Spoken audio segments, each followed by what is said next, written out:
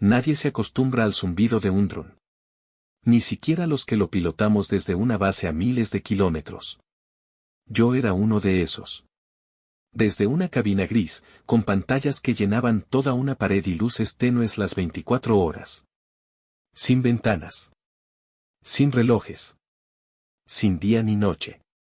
Solo coordenadas, comandos y objetivos marcados. La guerra ya llevaba más de 3 años cuando me asignaron al sector 09B. Una zona fronteriza intervenida, que el alto mando consideraba sensible. Demasiados movimientos. Demasiados muertos. Nadie sabía quién era quién ya. Ni siquiera los soldados. Y ahí entrábamos nosotros. Los ojos invisibles. Me llamo Gabriel. Tengo 29 años y 6 de experiencia operando drones de combate para las fuerzas aliadas. No disparo directamente, pero mi lente elige a quién sí y a quién no. Eso me decían al principio. Que éramos guardianes, inteligencia superior. Que salvábamos vidas. Lo creí. Por mucho tiempo. Hasta que vi algo que no debía. Esa tarde, el clima estaba limpio.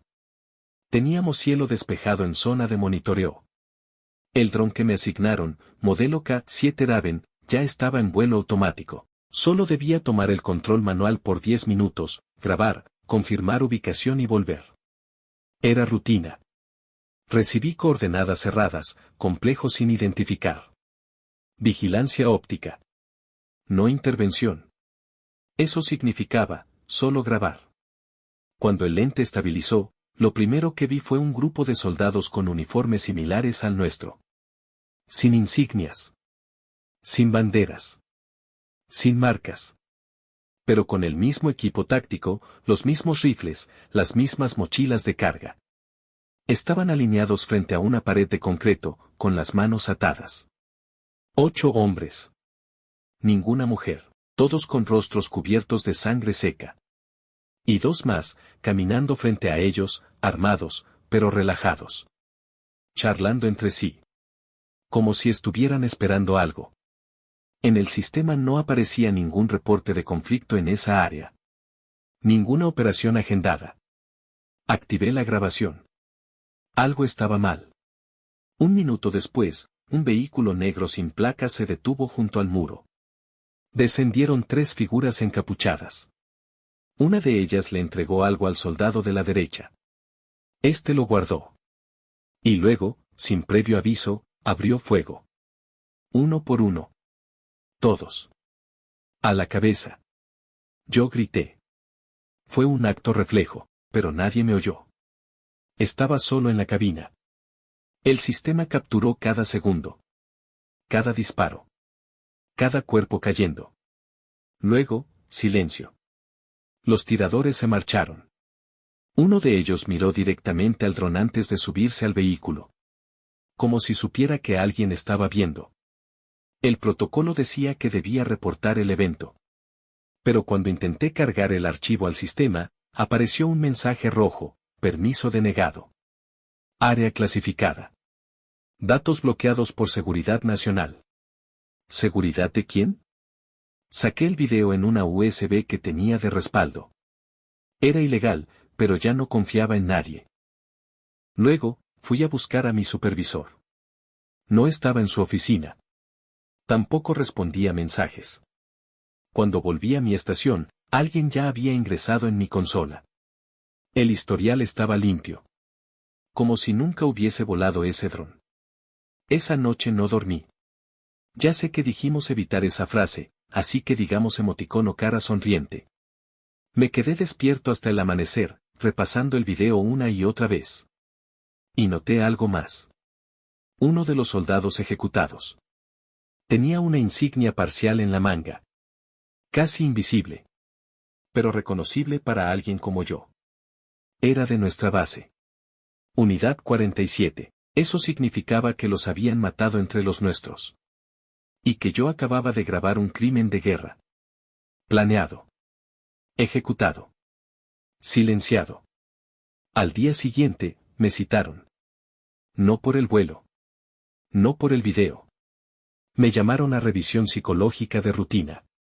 Y ahí supe que ya no era un operador más. Ahora yo era el objetivo. La cita era a las 14 horas. Base médica interna, módulo F, revisión emocional obligatoria para operadores activos en zona de conflicto. Nunca antes me habían citado a eso. La mayoría de pilotos de drones pasan años sin una evaluación formal, y menos cuando el rendimiento operativo es perfecto. Yo nunca tuve sanciones, ni quejas, ni accidentes de vuelo. Solo una grabación. Una que alguien más ya sabía que existía. Entré al módulo F con la frente en alto. Pero por dentro, temblaba. Una mujer me recibió. Traje gris. Acento neutro. Gabriel Núñez. ¿Correcto? Sí. Por aquí. El teniente Sandoval lo verá ahora. ¿Teniente? ¿No era una sesión psicológica? Entré en una sala sin ventanas, más grande de lo normal para una consulta. Había una silla metálica, una mesa con carpetas cerradas y 3 cámaras apuntando al centro. Sentado del otro lado, un hombre de cabello blanco, mandíbula cuadrada y rostro de piedra. Gabriel. ¿Sabes por qué estás aquí? Revisión emocional. Supongo. No te vamos a mentir. Aquí nadie viene a hablar de emociones. Vienes a confirmar una lealtad. Silencio. Se interceptó una transferencia no autorizada desde tu consola. Día 12, hora las 16:38. Un archivo de video, sin clasificar, extraído por un dispositivo externo. ¿Quieres decirnos qué contiene? No tengo idea de qué están hablando. El teniente suspiró. Abrió una carpeta, sacó una imagen fija, una toma aérea de los 8 soldados ejecutados. Congelada justo en el momento en que caía el tercero. Esto es lo que grabaste. ¿Lo reconoces? No dije nada. Sabemos que viste. Sabemos que grabaste. Pero lo que no entiendes, Gabriel, es que todo lo que ocurre en zona de guerra, tiene contexto. Lo que tú grabaste no es un crimen. Es una operación aprobada. ¿Aprobada por quién? ¿Desde cuándo ejecutar aliados es algo legal? El teniente me clavó la mirada. Esos hombres no eran aliados. Eran desertores. Informantes. Planeaban filtrar datos a la prensa extranjera. No podíamos permitirlo. Entonces, ¿por qué borrar el vuelo de los registros? ¿Por qué bloquear mi acceso? ¿Por qué esconderlo de todos los canales oficiales? Él sonrió por primera vez. Una sonrisa seca. Porque no todos entienden lo que significa proteger a la nación. A veces, proteger, también significa ensuciarse las manos. Me ofrecieron un trato. Una hoja. 2 párrafos. Yo, Gabriel Núñez, reconozco que las imágenes obtenidas durante la Operación 09B fueron parte de una simulación de inteligencia para entrenamiento interno, sin valor real ni veracidad en su contenido. Solo eso. Fírmala y vuelves a tu cabina mañana. Nunca pasó. La grabación se elimina y tú quedas limpio. No firmas y te abrimos proceso por extracción de información clasificada. Puedes perder tu rango, tu libertad y tu futuro. Guardé silencio. Me ardía todo por dentro. Piénsalo, Gabriel. Nadie va a creer tu historia. La guerra no tiene espacio para mártires digitales. Salí del módulo F sin firmar. No dije nada. No hice ningún movimiento en falso. Solo fui directo a mi habitación, tomé la USB escondida y verifiqué algo. Estaba vacía. Los archivos habían sido borrados. No corrompidos. No ocultos. Borrados con un protocolo militar de limpieza total. Solo quedaba un solo archivo.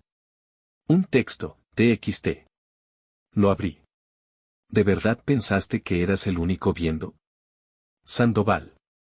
Tuve que actuar rápido. Copié los restos del disco, aunque fueran fragmentos, y los pasé a mi antiguo portátil, el que no estaba conectado a la red militar. Lo siguiente fue claro, debía salir. Salir del complejo. Salir del sistema. Sabía que no tenía mucho tiempo. Y que una vez me moviera, ya no habría vuelta atrás. No podía salir por la puerta principal. Ningún operador con alerta interna podía moverse sin un pase digital activo. Y el mío, después de la reunión con el teniente Sandoval, ya estaba deshabilitado. El sistema me mostraba un mensaje claro cuando intenté escanear la tarjeta en el módulo de salida: acceso restringido. Verificación de protocolo pendiente.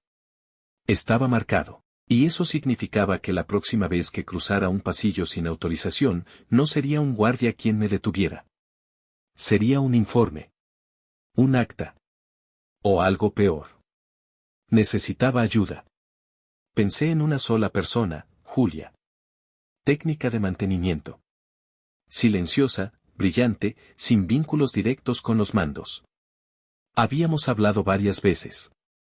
Intercambiado música, comentarios sobre series viejas. Una de las pocas personas que parecía aún humana dentro de esa base estéril. La encontré cerca del hangar de drones. Estaba revisando una terminal auxiliar. ¿Julia? Me miró como si supiera que algo estaba mal. ¿Qué pasó? Necesito salir. No oficialmente. No preguntó por qué. No hizo drama. Solo murmuró: hay una camioneta de suministros que sale en 3 horas. Lleva cajas de piezas defectuosas a la estación exterior. Yo tengo acceso a esa zona. Si puedes meterte entre ellas, podría salir. ¿Por qué me ayudas? Me miró fijamente. Porque no eres el primero que intenta huir después de ver algo. Y porque el último nunca volvió. Nos movimos como sombras. Julia falsificó un código de autorización usando un viejo lector que ya no estaba conectado a la red central. Abrimos el compartimiento trasero del transporte. Era una caja metálica, con suficiente espacio para un cuerpo encogido. Una vez que llegues a la estación exterior, tienes que bajar antes que hagan la revisión interna. Hay cámaras, pero no en el muelle de carga B. Hay unas zonas ciegas y saltas del lado derecho. ¿Y después? No lo sé, Gabriel. Pero después, ya es tu guerra. Subí al contenedor con la respiración entrecortada. Me envolví con una manta térmica vieja para no llamar la atención de los sensores térmicos. Lo había leído en foros de exmilitares. No era infalible, pero servía. La camioneta arrancó. Escuché los portones abrirse. Luego, el cambio de presión. Estábamos fuera. El trayecto duró unos 40 minutos. Me contuve de mirar el reloj cada 2 segundos. Cuando el vehículo se detuvo, conté hasta 30. Escuché pasos, voces, y finalmente silencio. Salté por la parte lateral como me indicó Julia. Rodé por el asfalto y me escondí detrás de una columna oxidada. La zona estaba desierta. Avancé en zigzag entre los containers, buscando la reja de mantenimiento que daba al camino exterior. La encontré cerrada, pero con el candado forzado. Julia ya lo había dejado listo. La abrí con cuidado, salí, y me interné en el camino de tierra que conectaba la estación con la carretera principal. Estaba libre. Pero no seguro. Caminé por horas. Hasta llegar a una gasolinera olvidada, donde tomé un bus interprovincial. Pagué en efectivo. Cabeza baja. Nombre falso. En el asiento trasero, revisé la carpeta de archivos que logré rescatar del viejo portátil. Había un nombre escondido en una imagen. Una marca con firma digital, operador 14/diagonal Eduardo Céspedes. Recordé el nombre. Un piloto de drones. Desapareció 3 meses atrás, según rumores. Habían dicho que se suicidó. Que dejó una carta. Que su familia lo encontró en la ducha con los brazos cortados. Pero ahora, sabía que era mentira. Porque Eduardo firmó la grabación original donde se veía una ejecución similar a la mía. Lo eliminaron. Y ahora, venían por mí. Llegué a la ciudad al amanecer. Era una de esas ciudades intermedias, donde todo parece tranquilo, hasta que sabes dónde mirar. Me hospedé en un cuarto alquilado en la parte trasera de una panadería. Pago en efectivo. Sin identificación. Lo primero que hice fue buscar el nombre en el disco, Eduardo Céspedes. Confirmé lo que recordaba, ex operador de drones, asignado al sector 07C. Se reportó su muerte como suicidio tras episodios depresivos relacionados al aislamiento operativo. Pero no había certificado forense público. Tampoco fotos. Ni siquiera una esquela formal del ejército, solo una mención en el boletín interno. Contacté a una periodista independiente que me habían recomendado en foros cifrados. Usaba el alias de Loto Gris y publicaba filtraciones sobre abusos militares en una web alojada fuera del país. Le mandé un mensaje breve: tengo video. Lo mismo que Eduardo Céspedes. Necesito hablar contigo. Me respondió en menos de una hora. Si es verdad, tengo algo que tú necesitas también. Nos vimos en una cafetería de segunda. Ella llegó con una capucha y un maletín desgastado. Joven, mirada afilada, voz sin filtro. ¿Tú eres Gabriel? Sí, él me contactó semanas antes de desaparecer. Me envió un fragmento encriptado, y después, nada. Alguien lo borró del mapa. Pero lo que no sabían es que me mandó una copia por correo físico. Un USB sellado en una caja de té. Sacó el USB. Color rojo. Con una calcomanía infantil. Lo protegí. Por si alguien más aparecía.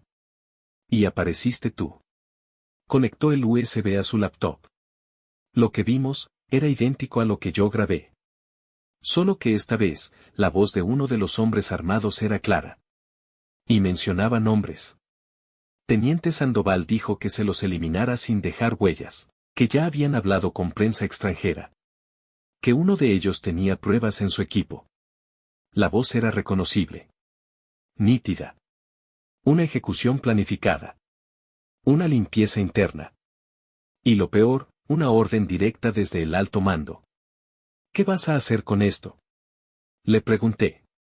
Lo que Eduardo quiso hacer. Sacarlo al mundo. Pero esta vez, con pruebas cruzadas. Yo tengo la segunda grabación. Y el protocolo del dron que fue borrado. Puedo demostrar que el sistema militar manipuló los registros. Entonces lo hacemos juntos. Pero rápido. Ya deben saber que me contactaste. Nos movimos a un café con wifi público. Usamos una VPN y múltiples capas de cifrado. Cargamos ambos archivos a una nube segura. Redactamos un informe técnico. Sumamos el historial del dron, los nombres implicados, y las dos grabaciones completas. Y lo enviamos a 2 ONGs de derechos humanos. Una agencia de prensa internacional con sede en Europa. 3 periodistas independientes. Todo sincronizado. Cuando se publique, no habrá vuelta atrás. Dijo ella. Lo sé. Esa noche, ya de regreso en mi habitación, encontré una nota deslizándose bajo la puerta. Sin firma. Solo una frase: tú no eras el objetivo. Pero ahora sí lo eres. Y al reverso. Una foto. Mía. Esa misma tarde. En el café con Loto Gris. Nos habían seguido. Y ya no había forma de esconderse. No había tiempo para dormir, ni para empacar. Apenas le envié la foto a Loto Gris, la periodista ya estaba tocando a mi puerta.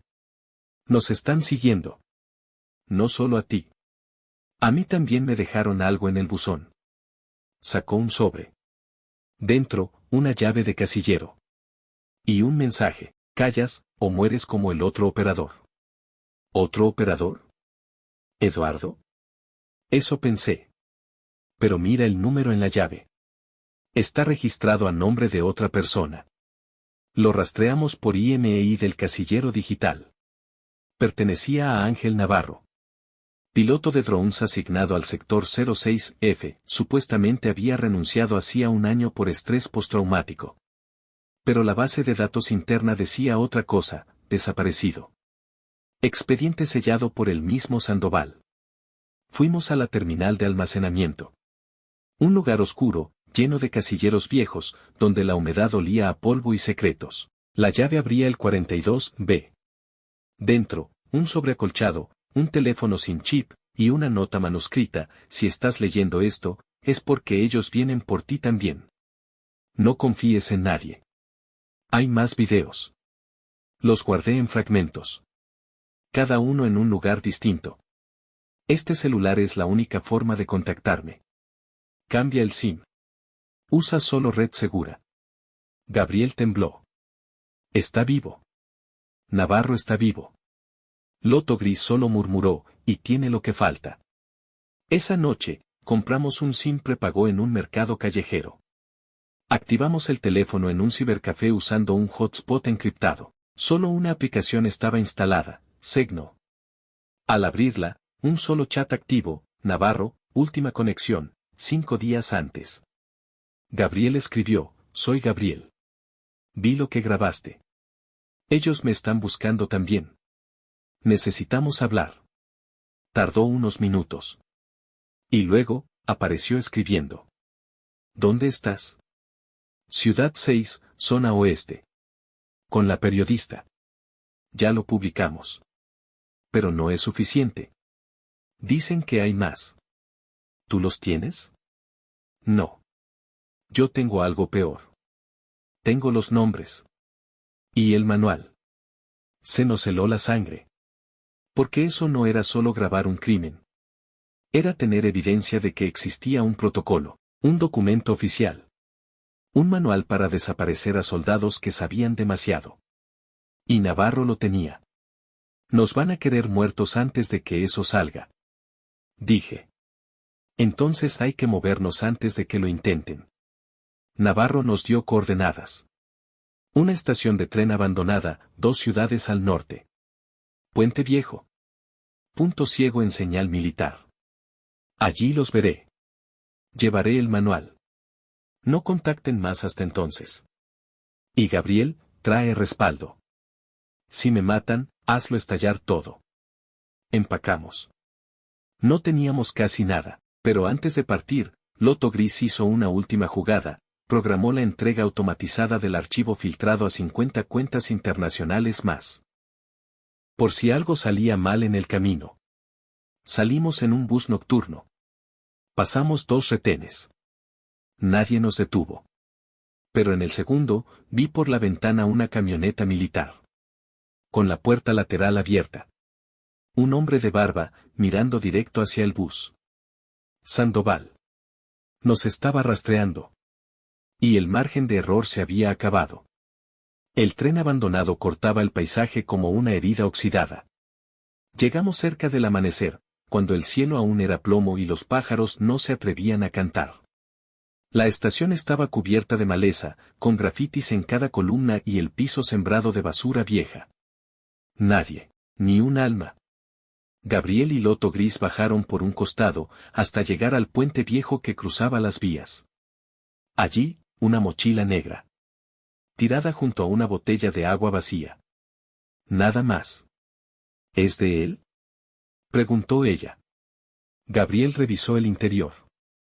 Una memoria USB, envuelta en cinta, con una nota, no confíen en nadie. Están más cerca de lo que creen. Navarro. Y junto a eso, una foto impresa. Era Navarro, atado a una silla, con los ojos cerrados. Parecía dormido. Pero la sangre seca en su camisa decía otra cosa. Llegaron antes que nosotros, murmuró Loto Gris. Gabriel se quedó mudo. Era el segundo operador desaparecido. El segundo que trató de hacer lo correcto. Y el segundo que murió por saber demasiado. Fuimos a una cabaña que Loto Gris usaba como refugio temporal. Desconectada. Sin señal. Energía solar. Allí, metimos la USB en una laptop sin conexión. Un solo archivo, PDF cifrado, con el nombre águila-negra-operativo-ver9, PDF. Tardamos minutos en descifrarlo. Y cuando se abrió, el silencio fue absoluto. Porque lo que contenía no era solo un informe. Era un manual operativo completo, con encabezado oficial, firma del Comando Conjunto, y una lista detallada de procedimientos para identificar riesgos internos. Protocolos para neutralizar amenazas de filtración mediática. Métodos de desaparición y reubicación forzada. Operadores marcados con códigos, incluyendo a Eduardo y a Gabriel. Estaban jugando a Dios. Dijo Loto Gris, sin levantar la mirada. Esto es más que un encubrimiento. Es una estrategia institucional. Agregó Gabriel. El documento hablaba incluso de una unidad especial, Unidad Cero, dedicada exclusivamente a borrar todo rastro de fallas internas. Y en una de las últimas páginas, había una tabla de personas en observación activa. Nombre número 12, Julia Herrera. No, Gabriel tragó saliva. Julia me ayudó a salir. ¿La marcaron también? No es que la marcaron, es que ya sabían. Desde antes. Decidimos filtrar el documento. Era demasiado grande. Necesitábamos servidores intermedios y múltiples destinos. Mientras Loto Gris armaba el cifrado, Gabriel notó que algo no cuadraba. En el pie de página del manual había un código de versión. Versión 9, última modificación, hace 3 días. ¿Qué significa eso? Ella lo miró. Que el protocolo sigue activo. Que están haciendo ajustes en tiempo real. Y que alguien, ahora mismo, sigue usándolo. El aire en la cabaña se volvió denso. Gabriel pensó en Julia. En los soldados ejecutados. En Navarro. Y en sí mismo. Él estaba en esa lista. Estaba marcado desde que grabó el video. Todo lo que había pasado, las entrevistas, el borrado, la emboscada, era parte de un guión escrito mucho antes. Esa noche, mientras terminaban de preparar el paquete de filtración, los sensores de movimiento de la cabaña se activaron. Apaga todo. Susurró Loto Gris. Gabriel corrió a la ventana. En el borde del bosque, una figura. Un hombre alto. Sin linterna. Sin arma visible. Solo mirando. Cuando Gabriel usó los binoculares, lo reconoció. El teniente Sandoval. Solo. Sin escuadra. Como si viniera a hablar. O como si supiera que no hacía falta disparar. Solo sembrar miedo. Y entonces el teléfono de Loto vibró. Una notificación sin remitente. Solo un mensaje, este es tu último margen, Gabriel. Entrega lo que tienes, o lo enterramos contigo. Gabriel miró la laptop encendida. La USB aún conectada. La conexión segura lista para liberar el documento. No lo vamos a enterrar, lo vamos a incendiar. El mensaje fue claro. Entrega lo que tienes, o lo enterramos contigo. Y Sandoval, parado al borde del bosque, no venía a hablar. Venía a confirmar si aún había alguien dentro. Gabriel se levantó con el corazón desbocado. Ya nos tienen, no hay más tiempo. Dijo. Loto Gris terminó de sellar los archivos. Estoy lanzando la subida múltiple, 3 nodos espejo, 5 plataformas. En menos de 1 minuto, va a estar en todas partes. Y entonces, la laptop se congeló. Pantalla en negro. Un solo mensaje apareció, línea por línea, conexión interceptada. Red comprometida. Sistema neutralizado. No, no, no, no. Loto golpeó el teclado. Nos interceptaron el protocolo. ¿Cómo? Estábamos fuera de línea. Alguien abrió una puerta interna. Un script reverso desde el mismo archivo. Nos la jugaron. Silencio. Y entonces Gabriel entendió. ¿Quién más tocó esa USB? Recordó el momento exacto. Antes de dejar la base, Julia había revisado su mochila. Había visto la carcasa de su portátil. Le había dicho, no confíes ni en tus propios respaldos, ¿te ayudo a limpiarlo? Ella lo ofreció. Y él, confió. Julia. Susurró. ¿Qué pasa con ella? Era parte de ellos. ¿Y Navarro? Lo usaron para atraerme. El mensaje fue real, pero lo mataron antes. Pusieron la trampa dentro del archivo que nos dejó. Ese archivo tenía un rastreador.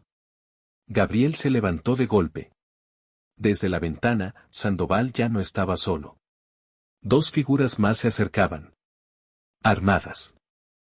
Loto Gris cerró la laptop, tomó la memoria y se la entregó a Gabriel. Tienes que irte. Por atrás, hacia el arroyo. Hay un camino que lleva a la carretera vieja. Ven conmigo. Ya no hay tiempo. Uno de los dos tiene que sacar esto. Si nos atrapan a ambos, se acabó. Gabriel dudó. Pero sus ojos no. Tomó la USB, una mochila con lo esencial, y corrió hacia la trampilla trasera. Antes de salir, ella le dijo, si no vuelves, hazlo valer. Quémalo todo. Y si vuelves, cuéntalo todo. Corrió sin mirar atrás. Las ramas le arañaban los brazos, pero no se detenía. La linterna en modo rojo, sin hacer ruido. Detrás, se escucharon 3 disparos. Después, nada. Silencio absoluto. Cuando llegó a la carretera vieja, robó una bicicleta oxidada atada a una cerca. Pedaleó hasta el amanecer. Y cuando por fin alcanzó una cafetería con señal abierta, conectó el USB a una computadora de alquiler. Todo estaba intacto. Pero una carpeta nueva había aparecido. Gris, 07-last mes, TXT, la abrió. Era un mensaje de voz. De Loto Gris. No llores si estás oyendo esto. Yo lo decidí. No por miedo, sino por rabia. El mundo se acostumbra a la guerra como si fuera un fondo de pantalla. Pero tú y yo sabemos que hay verdades que gritan más fuerte que las balas. Sácalo, Gabriel. Sácalo todo. Y lo hizo. Conectó 5 Praxis. Abrió el programa de filtración de la red internacional. Y con un clic, desató la tormenta. La memoria se cargó por completo. El protocolo Águila Negra, los nombres, las ejecuciones, los videos. Todo. El último archivo se titulaba simplemente, Sandoval-final, MP4. Eran las imágenes de su rostro. El día que Gabriel grabó todo. El momento exacto en que miró al dron y sonrió. Esa misma sonrisa ahora estaba por caer con él. Y ya era demasiado tarde para esconderla. 3 días después, Gabriel abrió los ojos en una habitación desconocida. Paredes de madera. Luz tenue. Ventana cerrada.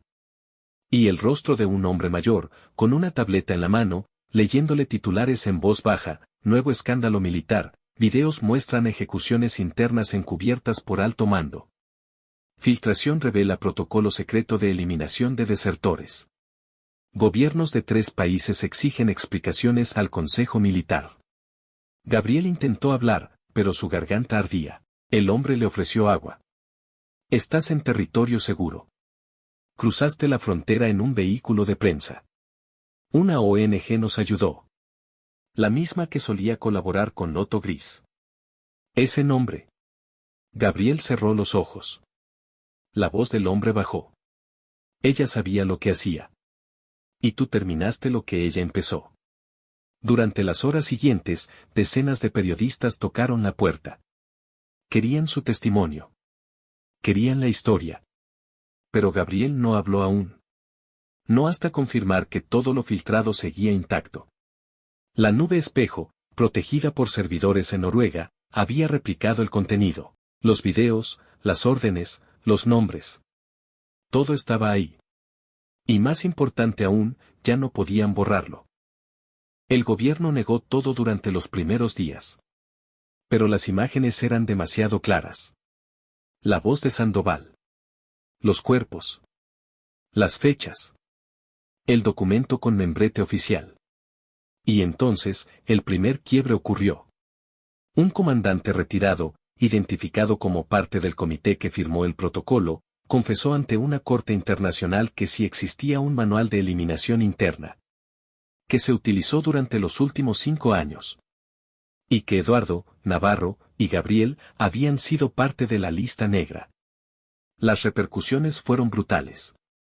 Altos mandos suspendidos. Una investigación internacional en marcha. El presidente obligado a emitir un comunicado sin guión, la nación no avala este tipo de prácticas. Se iniciarán procesos para determinar responsabilidades. Pero para Gabriel, nada de eso traía de vuelta a los que habían caído. Una noche, mientras cenaba en silencio en el refugio, recibió un mensaje desde un canal cifrado: Sandoval escapó. No fue arrestado. Salió en avión privado hacia Sudamérica. Tiene contactos en la inteligencia externa.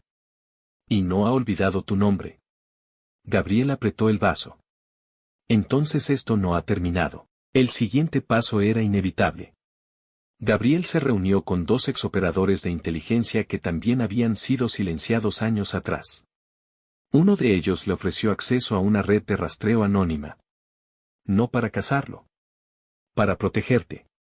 Él no va a parar, Gabriel. Sabe que tú terminaste lo que nadie se atrevió.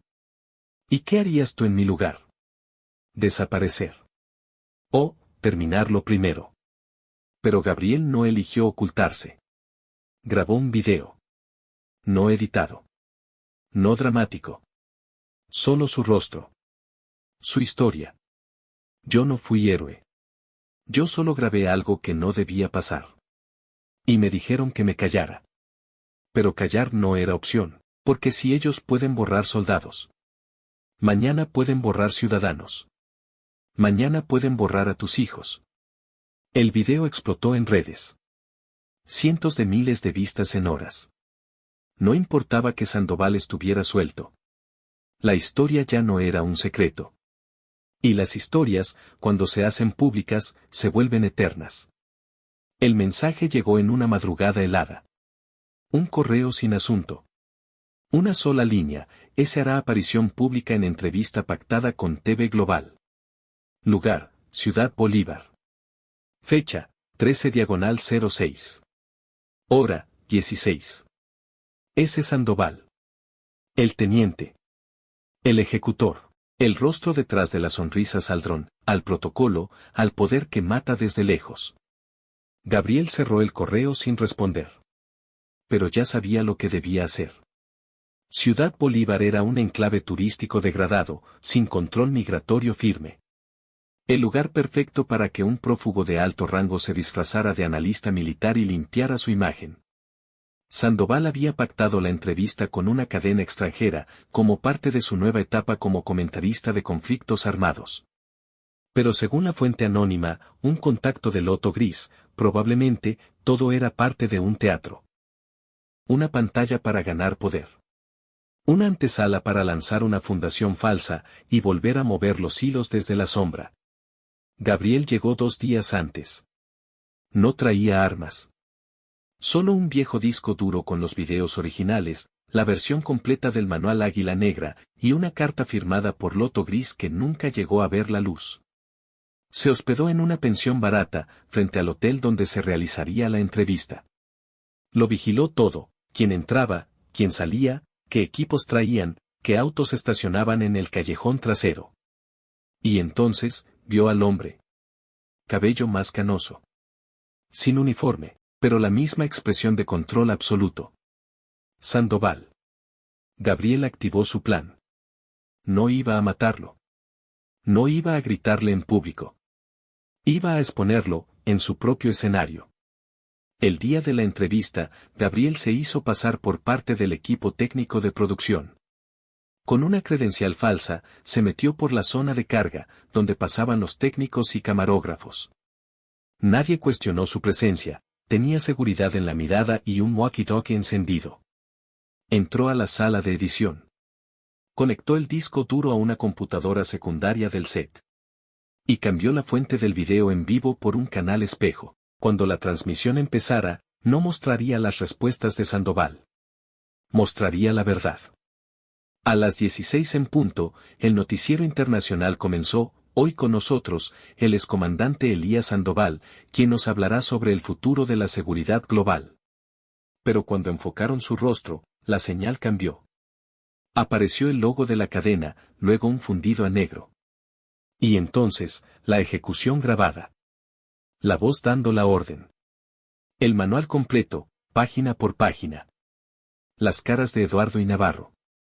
Y la voz de Loto Gris diciendo, este es el rostro de un criminal de guerra. Sandoval se levantó de la silla. Gritó. Intentó apagar los monitores. Pero ya era tarde. La señal se replicó en decenas de canales secundarios. Los técnicos grababan con sus celulares. Los camarógrafos aplaudían. Y un guardia de seguridad se le acercó lentamente, esposas en mano.